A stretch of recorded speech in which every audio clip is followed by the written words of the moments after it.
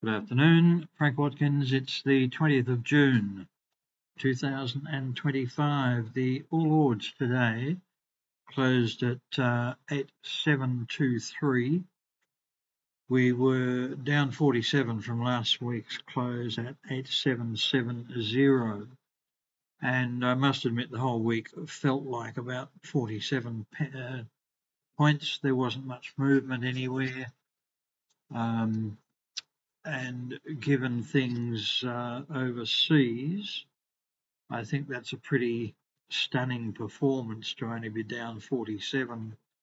I must admit, on Monday, I came into the office with the Dow down 700 odd on Friday night, and bombs dropping and nuclear facilities being hammered by Israel. I thought the world would fall apart during this week, but it's actually held on extremely well. I don't know how long that can last, and I think everyone's in that position because we haven't got a clue what the US president is going to do next. So he's certainly keeping us on our toes. The interesting thing is from down here, 10th of April, to here, 11th of June, we've done 1,200 points on the All Ords, so it's been a real dream run. So some sort of pullback is probably due, and it would be nothing to see a 5% pullback at the moment, or in the very, very near future. It's unlikely we're going to just suddenly rally and go through to new highs, but time will tell. Now, I'm just going to rattle through a few stocks that either we've been involved in or that we notice making moves and all that sort of thing. So I'm going to go to Asia first, the ETF that we've been enjoying for a while, and pretty similar really to the All Ords and a few others. We sort of got to double top territory and we've sort of backed off a little bit, but no damage at the moment with Asia.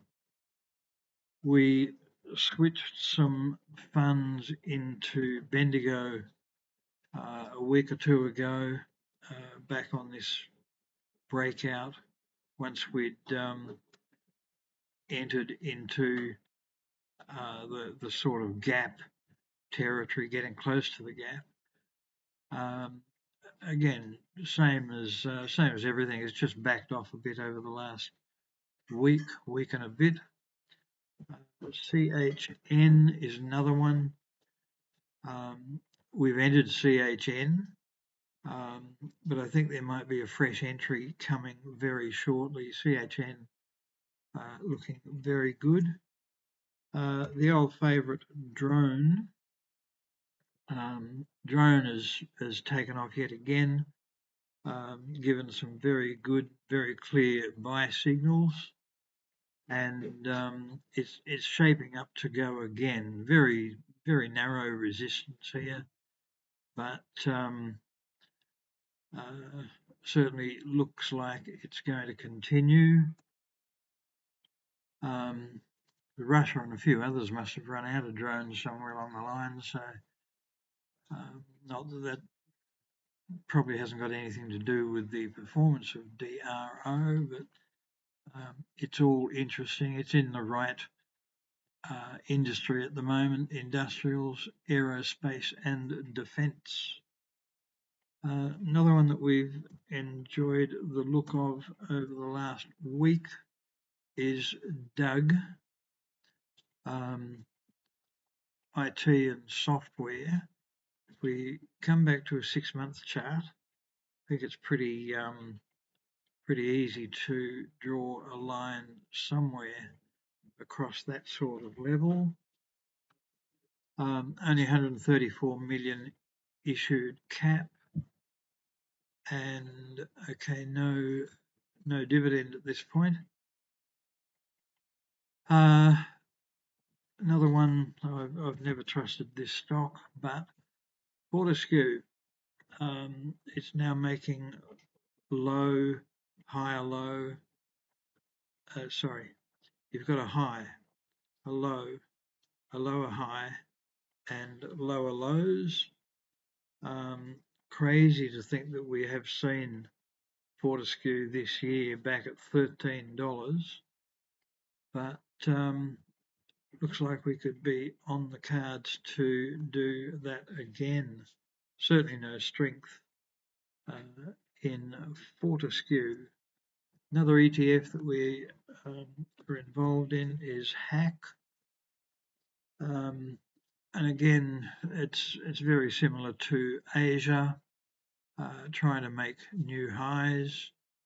And you'd have to think global cybersecurity would be looking pretty good for the long term. NUF.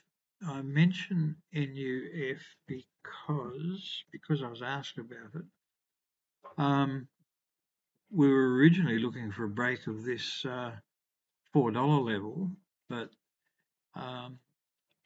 it went and died. So now I've been questioned about where would be a decent entry on NUF, and I think we're right there at the moment.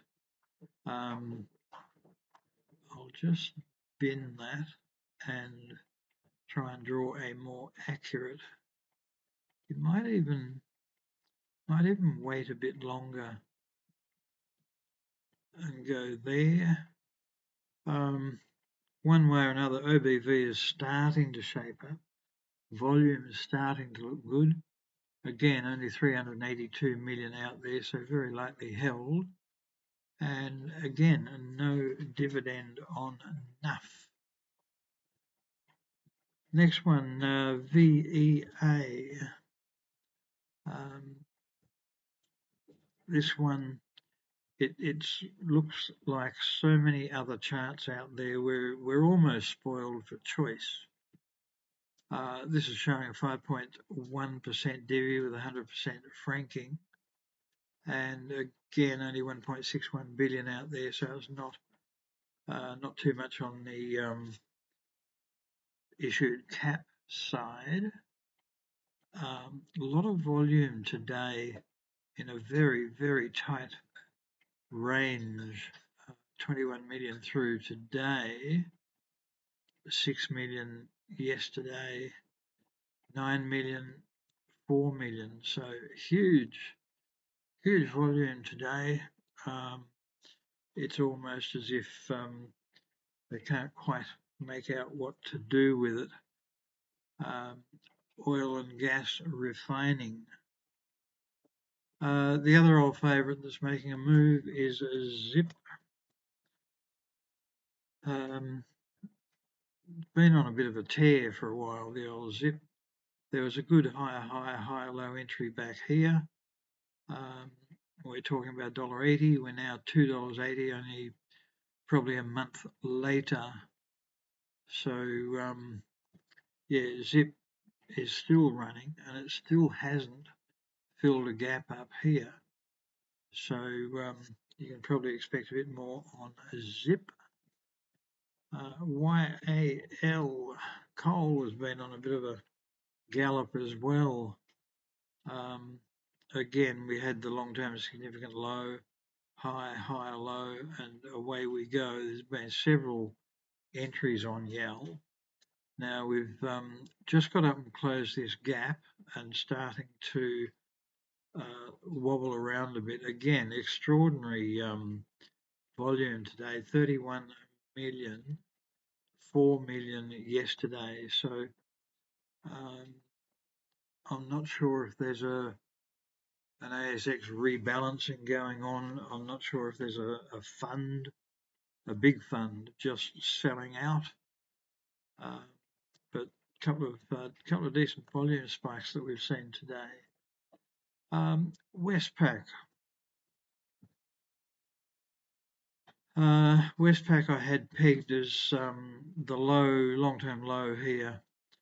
Not that long-term, but um, 6, 7, 8 months low. The first high, the higher low, and we're struggling to get to a higher high at the moment. If I bring that back to 6 months, it's probably a bit clearer. And yeah, Westpac yesterday looked very good on the close. Again, we've got a fair old volume spike on Westpac. 10 million traded today, 5 million yesterday, 3 the day before, and 4 the day before that. So there's big volumes gone through today. And I think it might, a lot of it might just be consensus that we're due for a pullback after having a great run. There's a lot of people that won't like holding over the weekend, so on and so forth. And the last one I want to look at is Santos. Now, we had a perfect break here, and then lo and behold, a takeover bid. We exited on this day.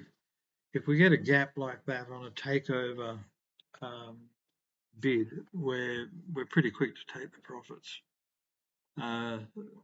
People could pull the bid, they could raise the bid, it could turn into a bidding war.